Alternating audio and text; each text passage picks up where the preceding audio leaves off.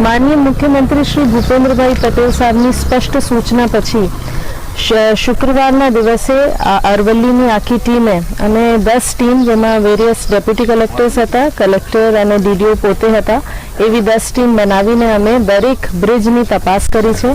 અરવલ્લીમાં નાના મોટા પંચાયત અને સ્ટેટમાં મળીને લગભગ 80 જેટલા બ્રિજીસ આવેલા છે, જેમની સ્થળ તપાસ ટેકનિકલ ટીમ સાથે થઈ અને એમની ઊંડાઈપૂર્વક અમે રિપોર્ટ તૈયાર કરી છે. એમાં કયા ક્રિટિકલ છે. એમાં આજે અમે સબલપુર બ્રિજ પર આવ્યા છે, જે સબલપુર પોલીસ સ્ટેશનથી ધોબીઘાટ તરફ જાય છે. આ ક્રિટિકલમાં જણાવવા આવ્યું છે અને એમાં અમે એમને ભારી વાહનો માટે બંધ કરીએ છીએ. આજે એમના જાહેરનામા કરવાના છીએ. એમાં ઓનલી 2 વ્હીલર જઈ શકે. ચેતવણીનું બોર્ડ ઓલરેડી લગાવી દીધું છે. સાથે સાથે બોર્ડર પર અણસોલ અને ઈસરી બાજુ આ પહેલેથી આ રસ્તા બંધ હતું ભારી વાહનો માટે. આ રિપેરમાં અત્યારે અપ્રૂવ થયું છે અને કામ જ્યાં સુધી ચાલુ થાય અમે ડાયવર્ઝન આપ્યું છે. તો એમાં પણ જે છે જાહેરનામા કર્યું છે અને ડાયવર્ઝન આપવામાં આવ્યું છે.